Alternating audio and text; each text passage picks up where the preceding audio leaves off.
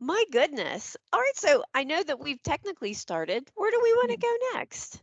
All right. So, firstly, let me just welcome you to our Blueprints for Success. I'm absolutely thrilled to have you join us.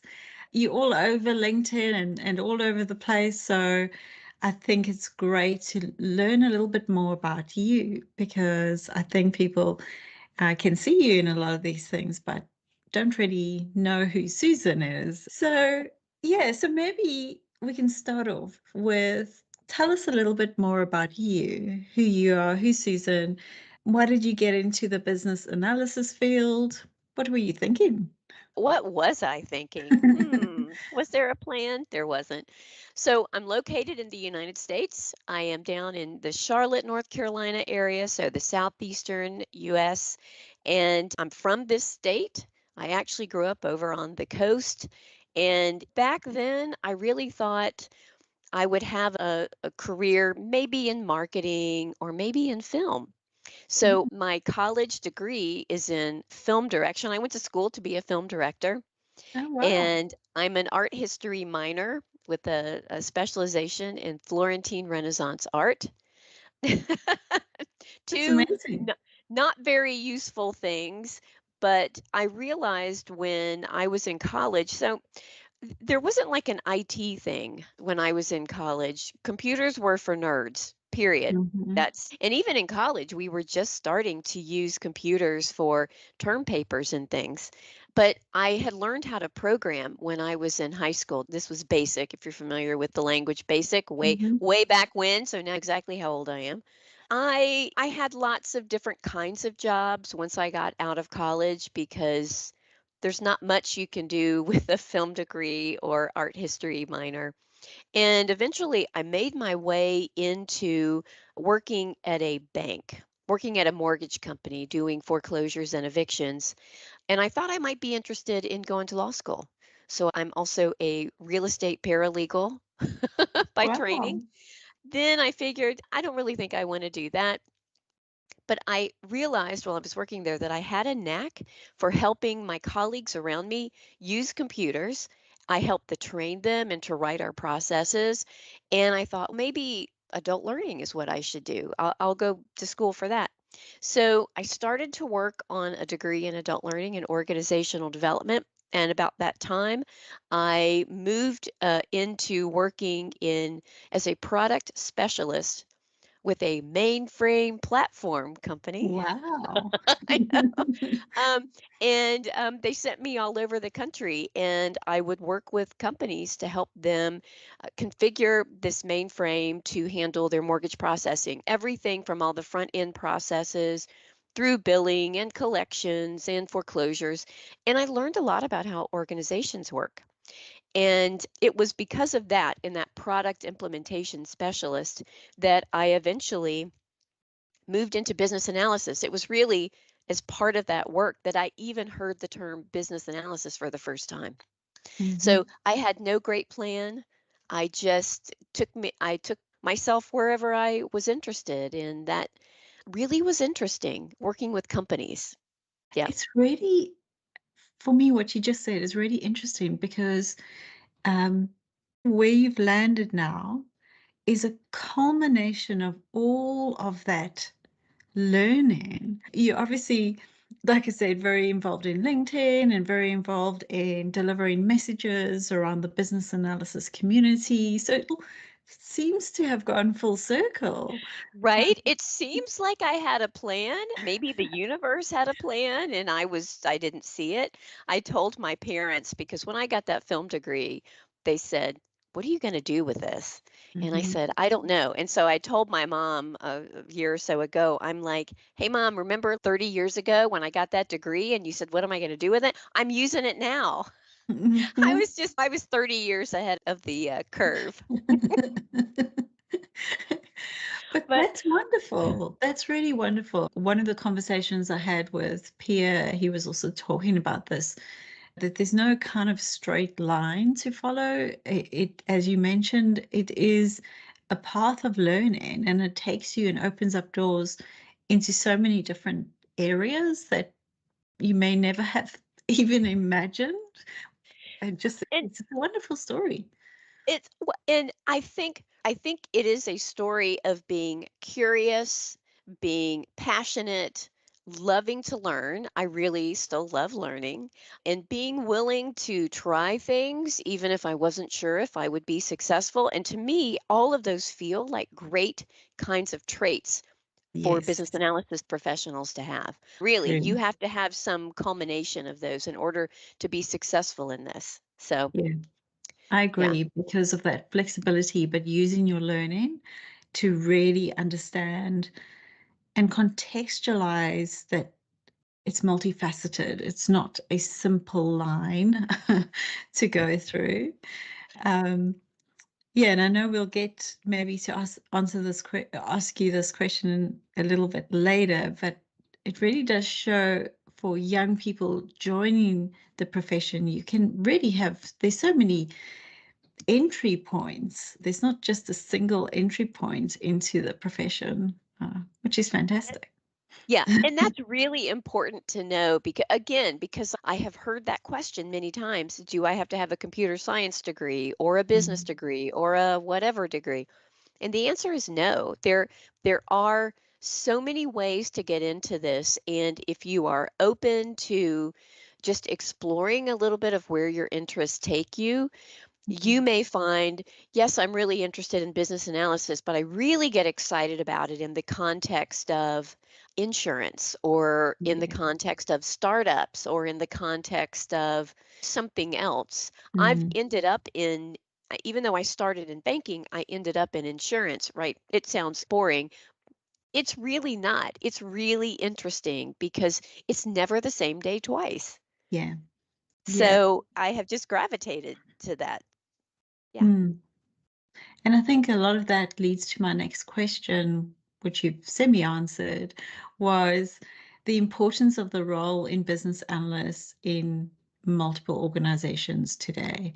What would you see? So, linking some of these things, how important is the role in multiple organizations? I I think that it's really important. And what I have found is that it's not always understood. Mm, So I've had really a couple of great experiences with CIOs who really had a clear vision of the value of business analysis. And it mm, wasn't about producing requirements. It definitely was not anything to do with producing deliverables, but it was really about helping organizations to change in a way that that allowed the parts of the organization to mm, continue to do the work that they were doing, because that's really important, but it allowed us to go into those organizations, experience it almost as an objective third party, mm, and to help them to change. Where I think it's really essential is on the business side. And I yeah, think organizations that understand that having a business analysis focus on the business side, they really do themselves an amazing service. It helps mm, with innovation, it helps with change, because so many business leaders in that business part of the organization are vested in their own results. If mm, I'm in billing, I want to make sure that we are the best billing team, but I might not be thinking about how, if I do something better in the billing team, I can help the HR organization, yeah, right? But somebody like a business analysis professional can. So that's where I've seen business analysis really be beneficial, is to help to change the organizations in that way. On the technology side, I feel like for years, business analysis has played a role there. It's almost like a foregone conclusion. We change systems, so I have to have a business analyst.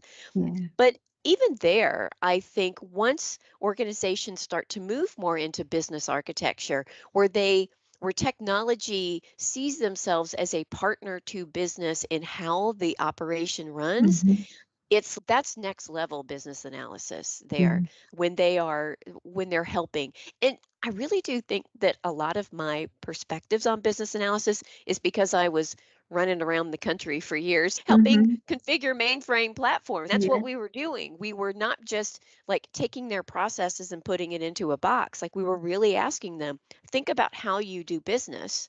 You've got Mainframes are still the best processor in the world. So you've mhm, got unlimited computing potential, essentially. how would you want to do it better so that you could manage tens of thousands of mortgages, not just a couple?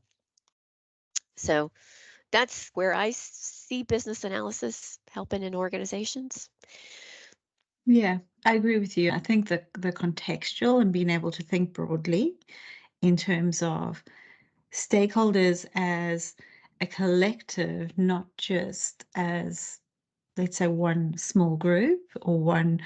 And we spoke a little bit earlier as well around the diversity of business analysts around, not the diversity of business analysts, but how spread they are. And the role is pretty much similar because s- they they have to work in multiple countries, multiple. I suppose it's like any profession, right?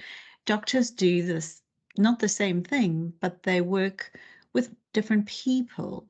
And I think that is the key with business analysis, is really looking at working with different people and understanding that context really well, not just putting in the same technology all the time or focusing on that aspect. Yeah, and this is where I think understanding people, having people skills, understanding kind of how systems work in companies is actually a really important skill set for business analysis professionals to have, because while things like processes and domains and industries, those are known quantities, what is Mm, different are the people that you're going to work with. yeah, And it can be I absolutely. I always love the really challenging people to work with, because easy people are easy to work with, Mm, right? They'll tell you mhm, what you need to know and it's a lot of fun. But the hard, like the really challenging times that I've had in my career, it was usually, it might have been a person, it might have been a team of people who maybe didn't want to share, right? Who maybe felt a little bit intimidated or concerned that I yeah. showed up. And so you've got to know, like, how do I talk to folks in order to make them feel comfortable, make them feel heard, but also to understand them and to collect the information that I need. Mm, It is a multifaceted thing. Then you throw in that those people may not be sitting in front of you, but they might be virtual. They might be in any country of the world. That is a whole set of challenges that I yeah, think business analysis professionals, like if you choose that path, it can be really rewarding in yeah. ways you might not think. Mm. I think it's the surprise element.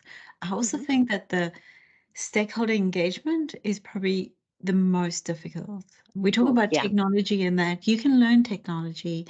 You can have mental blocks around certain. I certainly have mental blocks around some technology, but really focusing on what that means for the stakeholder is probably more value, but it is more challenging. Some days I just don't want to do this today. I've just had enough.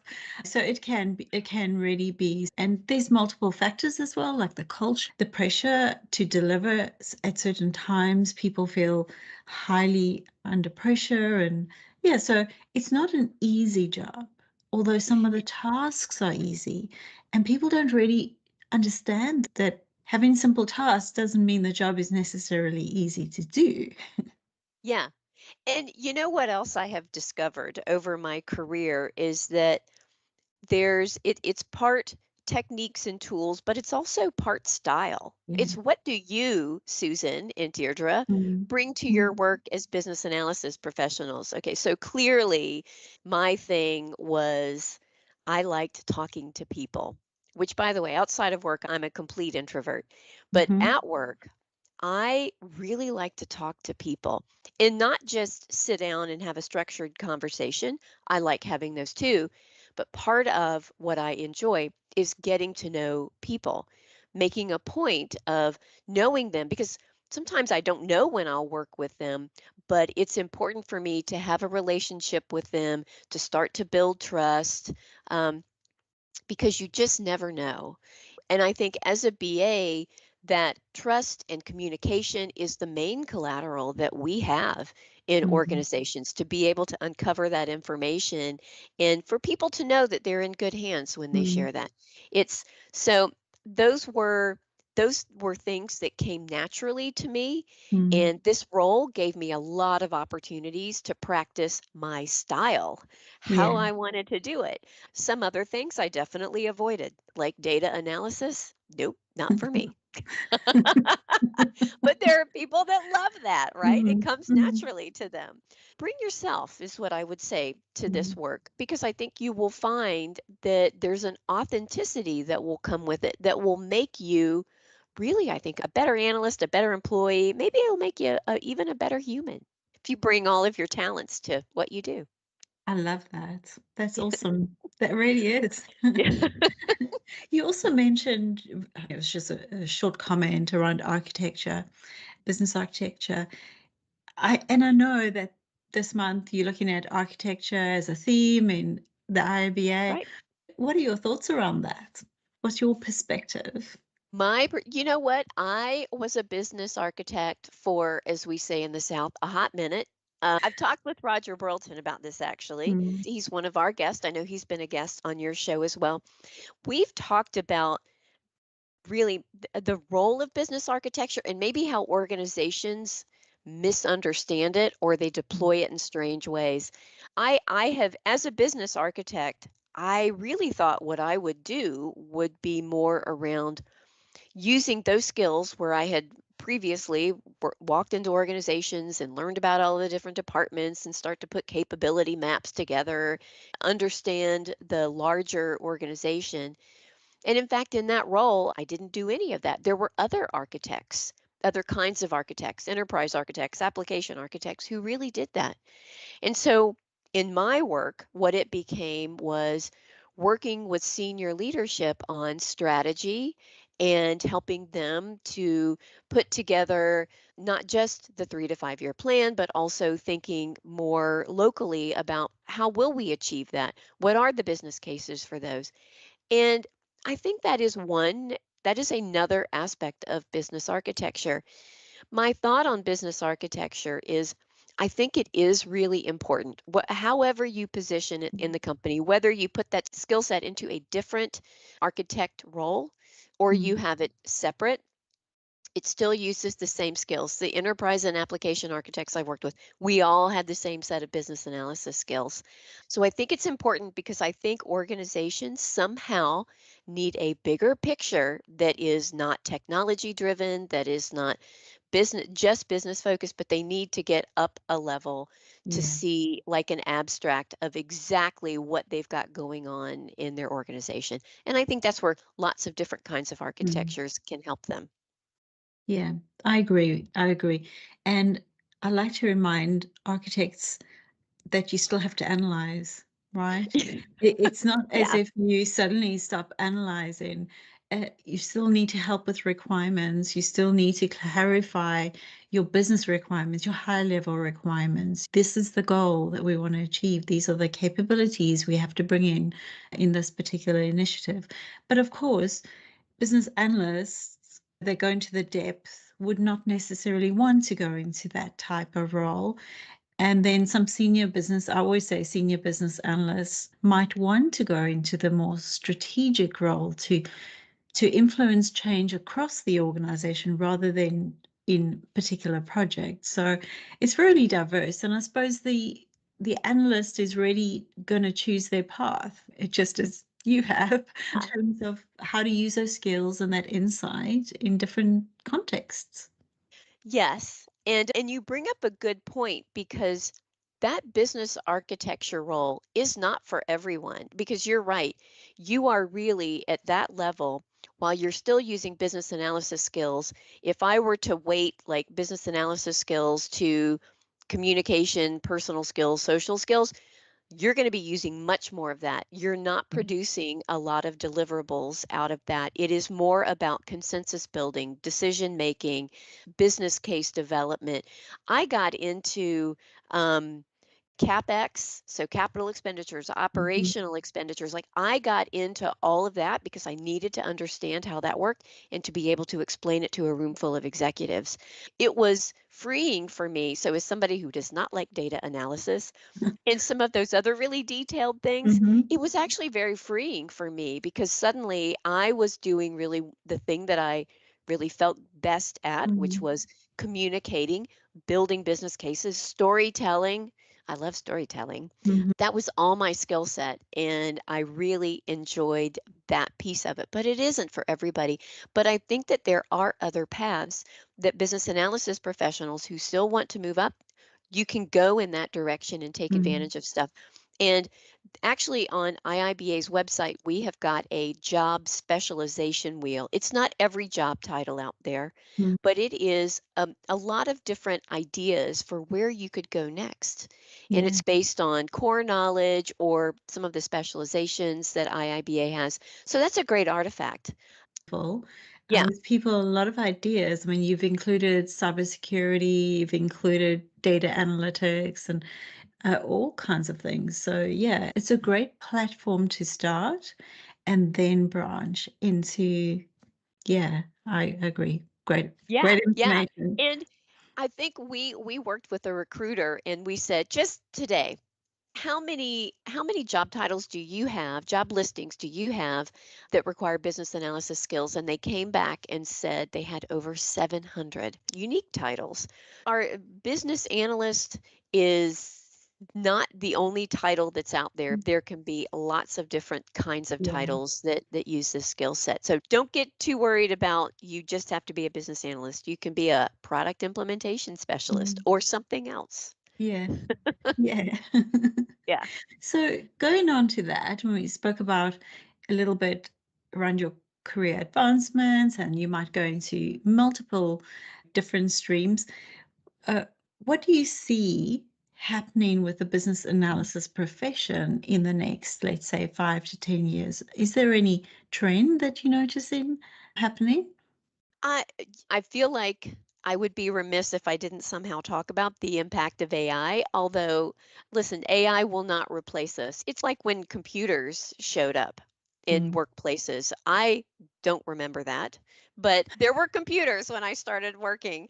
Um, Although there were still typewriters around in some of the offices that I worked Yeah. in, but that's a different Mhm. topic. And remember the carbon forms in triplicate? Yeah. Oh Yeah. yes, oh yes. That's how That's you made basically how copy. how yeah, how invoices were created and posted. What is really amusing is we don't have checks anymore in New Zealand, but a lot of our American students ask about sending checks. And we did actually get one check in the post, and we were Oh like, my "We can't gosh. use this. I'm sorry." We don't use those. Boy, I wish we'd get rid of checks. That's so many other ways to pay for things these Yeah. days. But Mhm. just like all of these other technologies have pushed out the need for checks and fax machines and all that, Mhm. I think AI will do that. So while I don't see our work going away, I do see some of the more administrative stuff that we do. I feel Yeah. like that's definitely going to go away. But here's I think I'm hoping what's going to happen. I think organizations will understand that with the use of AI and tools like that, that there is a certain risk level that's inherent to that. Mhm. I'm not sure how really accurate AI will get in our lifetime because it's been around for at least 70 years now. Mhm. So I really feel like there is an opportunity for organizations to get back to basics, Mhm. meaning we really need to understand our data, we need to understand our decision making and how we do work. And business analysis allows us to spend more time understanding that because whether or not you automate it, you still need to understand the data, Yeah. the processes, and all of that in your Agree. Mhm. organizations. So that's going to be essential. But decision making, higher form kinds of things, I think will require a business analysis skill set in order Mhm. for people to do. So that's where I see it going, but I'm just I me. would agree with you. After doing testing on it over a year, it's not going to take away people's jobs. It certainly will help with requirements. It will help get your data to you quicker. It'll even help summarize your interviews and all of those things that so it's super helpful. We don't even know the data or we don't understand the data that it's been trained on. So there's just a lack of diversity in that data. There's bias inherent in that data. Good organizations that want to use AI, I think will understand that there are some of those risks. Yeah. Using those outputs have a certain amount of risk and that you just have to have somebody to check your work. The other thing, we there's just knowledge in organizations that you can't capture. Mm. There's just tacit knowledge. And I'll give you an example of what I mean by that. We have met thousands of people over our lifetimes, but we can tell the faces of people who are our friends and our family. We just can. Mm. Can I explain how we do that? I cannot. I can't explain that. That's that tacit knowledge. And Mm. organizations are filled with this stuff Mm. that you just can't write down and therefore can't really easily be automated. So there needs to be somebody out there that is doing the due diligence of when we build something and we're using AI, do we really know what we think we know? And I think Yeah. business analysis helps to fill that gap too. Definitely those validation, verification skills are absolutely needed because you get some crazy outputs. Honestly, I was looking at generating product maps, and it was the technique, and it sent me a whole bunch of COVID outputs. And I was like, wait, I didn't do anything. I was I have had a couple of scary moments, but nothing that I think will change the world, to be fair. It's just information. But who knows? No one really knows the future, but certainly I think it's going to be an important part of what we do in the future. How that looks yet is still very, what I call kindy. It's still very much in the playground. We're figuring it out, all the sandbox, I suppose. We're figuring it out. Yeah, I think everybody should just take a wait and see. Don't get too excited. Mhm. Our skill sets will be in demand because really business analysis skill sets, they're just life skills, by the way. A lot of them. How we make good decisions is largely you're using a lot of business analysis skills on Yeah. on how to make good decisions. So don't get too worried. Yeah. Okay, another question for you is what challenges do you see in the current role and what opportunities do you see for people? Let's see, challenges in the world of business analysis. Unlike project managers, I still think how we define our profession is still a little it's still a little unclear. When we think project managers, we think, oh, I know exactly what that person does. But we've got all kinds of job titles, we've got all kinds of skill sets we work in all over the organization. Mm. And so, some of the questions that we get sometimes from members is, how do I tell my leadership exactly what I do? And first, I don't think words are going to capture what you do. Mm. I really think part of what we do is we have to show people what we do and show them not what we are doing in detail because look, as business analysis professionals, we love the detail. We want to tell people exactly how we're making the sausage. Leaders don't care about how we make the sausage. They just want to know, is it tasty? Can I sell it for a lot? So we really have to be able to tie what we do to results that they can see. So I Mm. think that's one of the ways that we as business analysis professionals can make the case for ourselves, whatever they want to call it in the organization. Yeah. Yeah, knowing who we are, I think, is one of the challenges that we have. Um, I think how we get into the profession. There's my generation, we all just fell into it. Like I said, I really don't know anybody that said I'm going to be a business analyst and then Yeah. became one. So I think helping that next generation know how they can get in and that there can be a lot of different paths, that any professional experience they have is actually great Mm. if they want to get into this role. Have a job. That's fantastic. That'll teach you half of what you need to know when you get in. But having more opportunities for those young folks to find a role in, I think Mm. is important because I don't know about you, but I know that a lot of companies that I've worked with over the years were only looking for senior. business analysis Yeah. professionals. They didn't seem to have the opportunities for junior people, and it's where do you think senior people come from? They started somewhere. So Mm, I do think that I would love to see more organizations meet that challenge by having a program to bring more new folks in who want to do this. Because, man, of the young people that I've met who want to get into this profession, they are eager, they are super smart, and they are passionate. mm, So we got to help them in the door. mm, Yeah. mm. That's great advice. I think that a lot of um, I do get a lot of questions around how to become a business architect. I suppose the messaging, as you mentioned, if you ask your parents what do business analysts do, most of them have no idea. And it's not just limited to your parents, right? It's basically people in the business too. They go, "What do you do?" So I agree with you. Somehow that clarity needs to come through as to what the role is.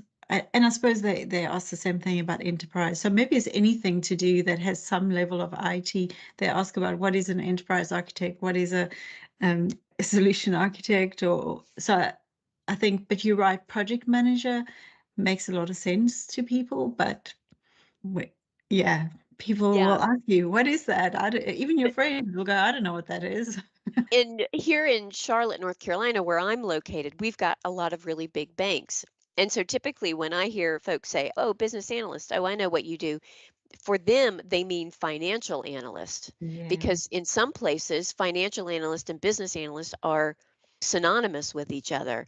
But no, I just mean really, I guess a financial analyst could be a form of business Mm, analyst, but again, somebody that doesn't like data would really hate financial analysts. The analysis, yeah, we've got to find a way, right, to mm. really describe what it is we do in some kind of like one sentence marketing I know. lingo. I That know. would be good. It would be good because it's so frustrating trying to explain. Um, yeah, one of the things that I often just say is I help people solve problems, but that's still too broad. That's still not nailing it. But yeah, anyway. Right. Or could you share some advice or some lessons learned for professionals entering? I know we've just spoken about the challenges that they face. But for those who are entering the career, let's say they've done their studies or they've come from university or they've done their ECBAs or all of those kind of things, what would be the first thing you would suggest that they do next? One of the things that they could do is be a part of a community of Yeah. professionals that do what they do. There's just tons of reasons why, not just because you'll meet people that do what you do, but some of what you'll get through osmosis by being Mhm. connected to those folks. You will meet people who do aspects of the job that you could not have even considered, and it will open doors. It'll open your eyes to things that you might not even realize you could be interested in. But Mhm. I just think when you are connected into a network of people that do what you do, the learning can be limitless. The connections that you make, the paths that you take can be Yeah. limitless. So be part of a community. And now I really think being part of a professional association is also maybe something that would be on the list of things to do. And I'm not just saying that because I'm with IIBA, Mhm. but I have been an IIBA member and a PMI member because I'm also certified through PMI. I've been members of those professional associations for more than 10 years because I thought that it was important for me to stay connected to those organizations. And also because they both have opportunities for learning, Yeah. which in our role, we're professional learners. So we got to Mhm. keep that muscle Mhm. fit. And so I'm always reading something on the IIBA website. I'm a Harvard Business Review journal reader. Any of those things that you can read, even if it doesn't seem directly connected to the work that you're doing, also just helps you Yeah. learn. It exposes you to new things that who knows when you might use it. Be part of the community, like really be part of it. Another thing that you could do is volunteer. And you can volunteer with a local IIBA chapter, or you can volunteer in some other kind of chapter. I think that's important. I've been chair of my local university's alumni chapter, and Mm, I have built a completely different skill set aside from the work that I was doing as a business analysis professional. And it has really helped me in a lot of ways in that professional life. mm, It's given me confidence. It's taught me leadership skills. In fact, it ended up helping me to find a new chapter in my career when I mm, was ready to leave business analysis and move into the nonprofit world. So, mm, volunteer is mm, another avenue. mm. I think those are really important because you have to listen to the voices. One thing that somebody said, and I just cannot remember who it was, write something worth reading or read something worth writing. And I often encourage, once you have some level of confidence, the business analyst or the new person should write something about their profession. Share Yes. it on LinkedIn. So I agree with you. Absolutely join the communities. You have to speak the language. You have to learn from each other. And training is just one small piece. Like it's not the whole picture, which people don't really understand often. But I also encourage people to write, get out on social. You know what? You will never learn something as well as you have to learn it when you have to write about it or when you Yeah. have to train somebody. So, if there is something that just scares you to death because you don't understand it, write about it.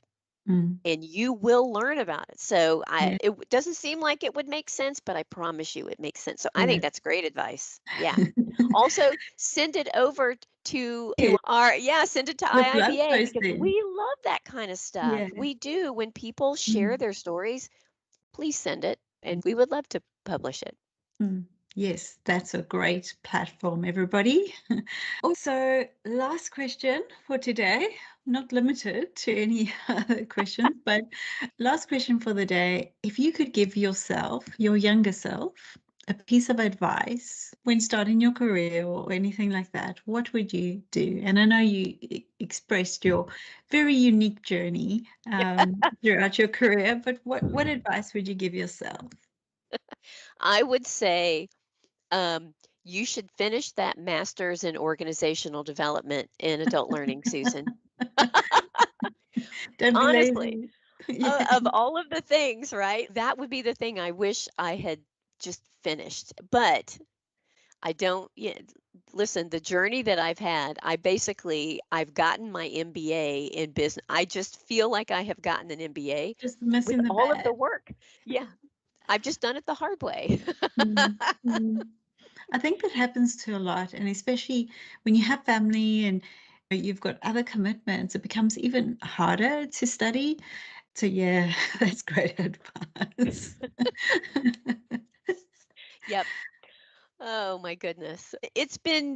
First of all, it's been a long time since we have chatted, right? I chatted last year when I was starting my CBAP preparation. So thank you so much because I think we were scheduled for half an hour and we went an hour plus just talking about all things life and it It's was always great. wonderful speaking with you. Yeah. Yeah, and it was so great. And also, if this piece makes it in, I did pass my CBAP, and I credit Deirdre and Agora Insights lots for that because I really needed a very thorough overview of the BABAC guide.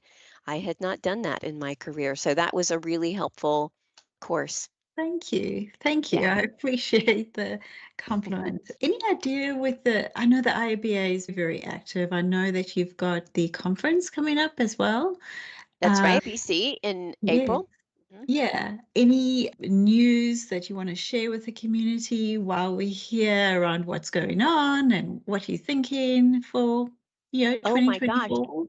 You know what? I have news as we speak. It is March. And the very latest thing is we have just rolled out our AI assistant. So Oh, you can nice. now go to Knowledge Hub as a member and log in, and you can explore our AI assistant. I know you've got something similar. You've Yeah. got an Yeah. AI assistant that's a study guide. This really, we've trained it on the standards and guides that are in Knowledge Hub, along with all of the other rich content that we Mm. have. So, Mm. templates and stuff like that. And so now you can go in and you can interact with AI and have a conversation about all of the business analysis standards and guides That's that we have. awesome. That's Yeah, also great. That's yeah. great. There's So, more coming. oh, that's wonderful. That's really fantastic news. And I'm really proud of the chapter for all the work it's done in the community. I think it's fantastic. So kudos to everybody and thanks for sharing all those different stories online. I think that's fantastic work. I always find it very interesting, the different views and perspectives that you have as a IIBA group. Well Yeah. done, you. Yeah, listen, we're so lucky that we have so many members all over the world who want to participate in Mm. things, who want to get together and meet for chapter meetings. Or I know there's a big conference in Australia that they have every year, and yeah, so we're just lucky that business analysts, they're fun people. They like to get together and do stuff. So They can be a little bit nerdy too. that's quite all right. I'll take nerdy. Ah, that's funny. All right, Susan, thank you so much for agreeing to join us today. It's been super valuable, and I really hope that people take a lot from your journey and apply some of that. You'll be all right. Things will work out for you. Just keep Exactly. learning, keep working, keep growing, those type of things. So your message is very powerful. Thank you for sharing that with us. Yeah, thank you for having me today. I really appreciate it. Great. Thanks, Susan.